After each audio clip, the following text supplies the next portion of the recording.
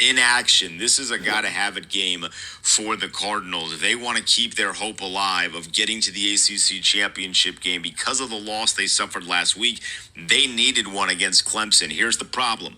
Clemson is not the team you want to face in a gotta-have-it kind of game. They're not. Record is what it is. Talent suggests that Clemson is way better than the 4-5 record. And on top of that, Clemson in November is 4-5 with 3 games left to play, one of which is against South Carolina to close. They got to go 2-1 in those 3 to make sure they are bowl eligible. Yeah, the team that was a favorite amongst many, myself included. I put my real hard-earned American currency on Clemson to win a national championship this year, and they're out here struggling for bowl eligibility in the month of November.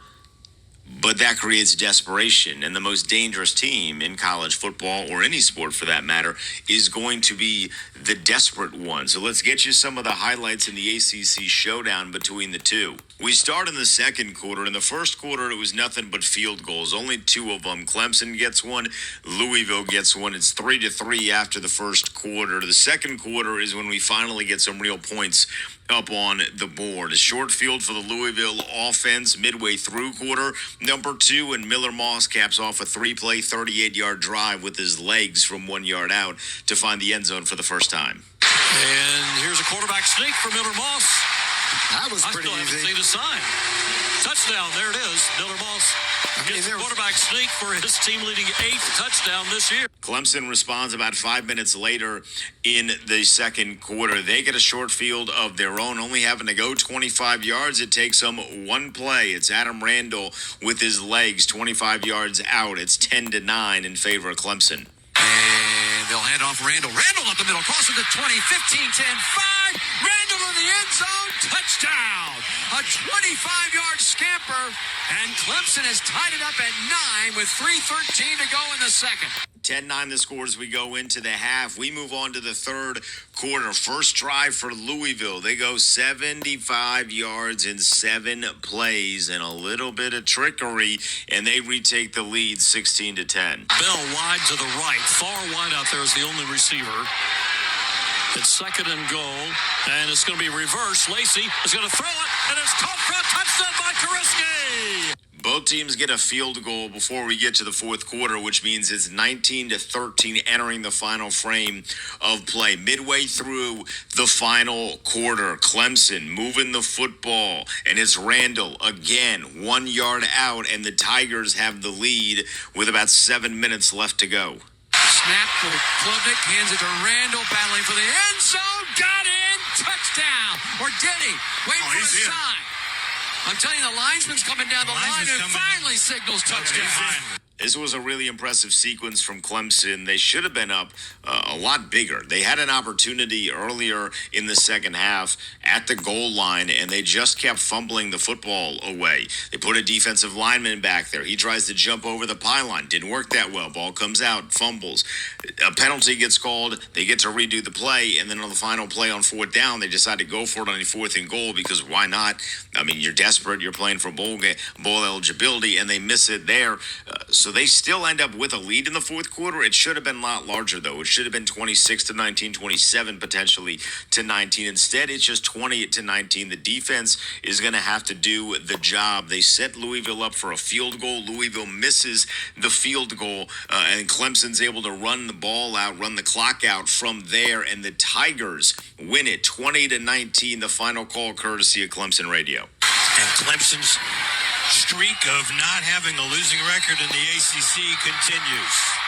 Klubnik takes a snap, goes to a knee, and Clemson is victorious here on a Friday night, 20-19, the final. A massive win for Clemson, a massive loss for Louisville. So on one side of things, you have a Clemson team that's now 1 win away from bowl eligibility with just 2 games left on the season, and those 2 games are the closer against South Carolina, which that one could be a tough one, but then you get Furman in between, and that is going to be a dub for Clemson. So they're going to be bowl eligible in a year that has been anything but what the expectations were for the Tigers. But Cade Klubnik played well today. The offense played well today against this Louisville team that had been pretty good in recent weeks, although not last week, but in recent weeks they'd been pretty good. But this was really about the defense for Clemson. Holding strong, bending, not breaking, a really strong performance for the Tigers. For Louisville, it's the opposite. Any hope that they had of getting into the ACC championship game is out the window unless some real chaos happens in the final few weeks of the season in the ACC. They're now 7-3 on the season, 4-3 in ACC play with Georgia Tech, Virginia, Pittsburgh, SMU, Duke, and Miami all above them in the ACC standings. A really tough spot to be in for Jeff Brom's team that, again, they were playing really good football. Just a few weeks ago, they had beaten Miami on a Friday that really kind of turned their season, got them on the right path, and then they strung some big wins together against Boston College and Virginia Tech. But a loss against Cal last week and now a loss against Clemson tonight. They're in a really tough spot. They'll get a good bowl game. They're obviously bowl eligible already with 7 wins. But for a team that 2 weeks ago had hopes of getting to the ACC championship game and maybe the college football playoff, it sure doesn't feel good right now to now be sitting at 3 losses with 2 of them consecutively against ACC opponents. So Clemson, they're happy. Louisville, not happy. You'll hear if Oregon was happy coming up in about 15 minutes. But when we get back, another matchup, a huge matchup involving an ACC team. But is the pressure on the opposition? I'll tell you when we return. It's College Football Overtime with Denton Day on Sirius XM Channel 84. If you're a fan of the strange, dark, and mysterious delivered in story format, then you've come to the right place because that's all we do, and we upload once a week. The Mr. Ballin Podcast. Real people who come face to face with real-life monsters. All she wanted to do was communicate with the devil. When his apartment was searched, a house of horrors is revealed. Whatever they had seen was not something they were going to joke about. Bridget's prom date turned out to be Jeffrey Dahmer. The Mr. Ballin Podcast. True stories of the bizarre, chilling, and unexplained. Available on the SiriusXM app. Are you facing an unexpected financial emergency? You need WeFixMoney.com. WeFixMoney.com could help you get up to $5,000 fast. WeFixMoney.com is free to use, available 24/7, and has an A rating with the Better Business Bureau. Go to the name you trust, WeFixMoney.com. If you need emergency cash up to $5,000 for bills or anything else, type WeFixMoney.com directly in your browser. That's WeFixMoney.com. WeFixMoney.com. Big game today and no way to watch it? Sling lets you do that with Day Pass. Get instant access to live college football starting at just $4.99. One Day Pass gives you 24 hours of non-stop action on ESPN and ESPN2. Want SEC or ACC Network too? Just add Sports Extra for $1. No contracts, no hassle, just pure unfiltered game day. Sling lets you do that. Visit sling.com to learn more. America, America, you used to be so fun, but now you go to bed at night, scrolling on your phone. Well, listen up, America, Carnival is here. There's comedy and snorkeling and dining, like everything from sea to shining sea. Find your fun again today. Carnival is calling. Save up to 40% off your cruise vacation. Offer applies to cruise fare only. Restrictions apply. Visit Carnival.com for details. Ships registry in the Bahamas and Panama. Taking care of your money can help bring clarity and peace of mind. With Experian, your big financial friend, you can check your FICO score, explore ways to save, and get matched with credit cards that fit your lifestyle. And when you apply for no ding decline credit cards, your scores won't be impacted if you aren't approved. Download the free Experian app and take the first step towards financial peace of mind. Applying for no ding decline cards won't hurt your credit scores if you aren't initially approved. 2025 Experian. At Lowe's, this Veterans Day and every day, verified military members, veterans, and their spouses get automatic silver status in My Lowe's Rewards with free standard shipping, plus 10% off eligible purchases with no annual limit. It's one way we honor and give back to those who have served and still do. Learn more now at Lowe's.com/military. 10% discount can't be combined with another offer. Exclusions, terms, and conditions apply. Loyalty program subject to terms and conditions. Details at Lowe's.com/terms. Subject to change.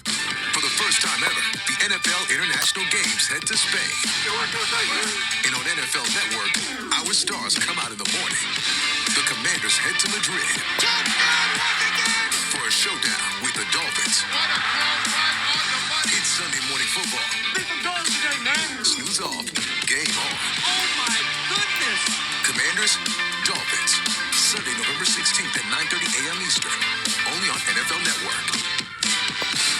Get ready for game day. Tailgate with Total Wine & More. With the lowest prices for over 30 years, you'll always find what you love and love what you find only at Total Wine & More. Drink responsibly. B21.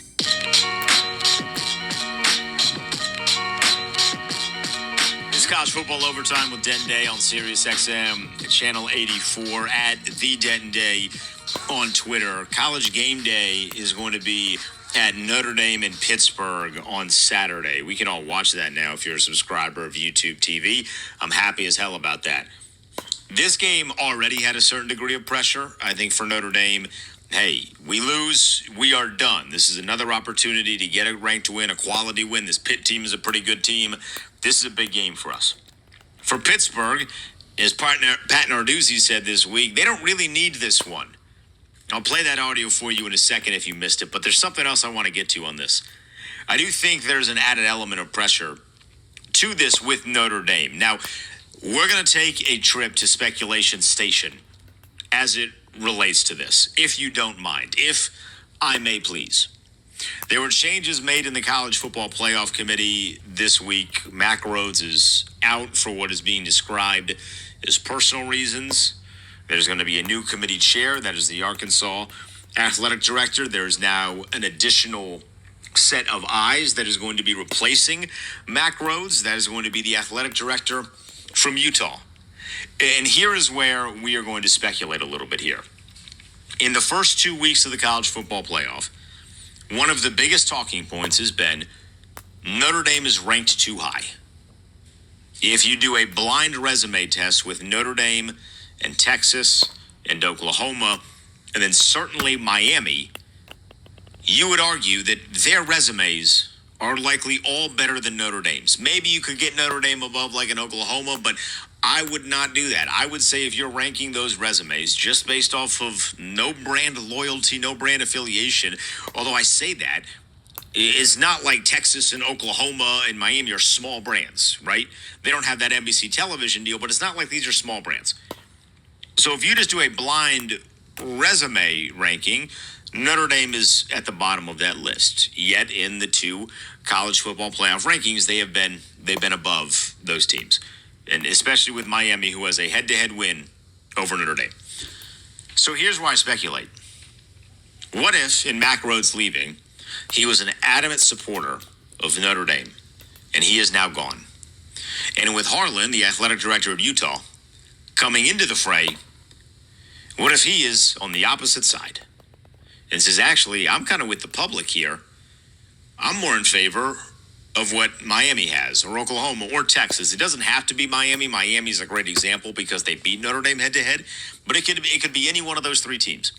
And what if he comes in and says, I'm actually on the other side, in what was maybe a 7-5 vote in terms of where Notre Dame was going to be put. You know, I know how they do this. They kind of separate them into chunks and rank them based off of those teams. And maybe there was a point where Notre Dame and Oklahoma and Texas were never ranked up against each other. I can't imagine that happens, but we don't have any sort of transparency into how those decisions were made the past 2 weeks, which allows for me to go into the speculatory mode. But what if Harlan comes in here and says, I'm actually on the opposite side. We need to assess Notre Dame in a different light. And maybe he can get like super duper political up in here and he can sway some people. I say all that to say, I do believe that adds a different degree of pressure here for Notre Dame to where they really have to win with a couple of style points. If you're going to be banking on ranking us ahead of these other programs based what seems to be solely on the eye test, because again, the resume does not stack up. You're doing recency, bias because they haven't lost since the first 2 weeks. You're going eye test. You're going a lot of different factors that unfortunately have nothing to do with their resume. And it's not like they have a bad resume, but their resume does not suggest they should be ranked where they currently are. So what if there are now opposing views? I think that adds pressure to Notre Dame to where they really need to be able to handle Pitt and handle them in a way that honestly, Pat Narduzzi suggested that they might. I was initially surprised when the head coach of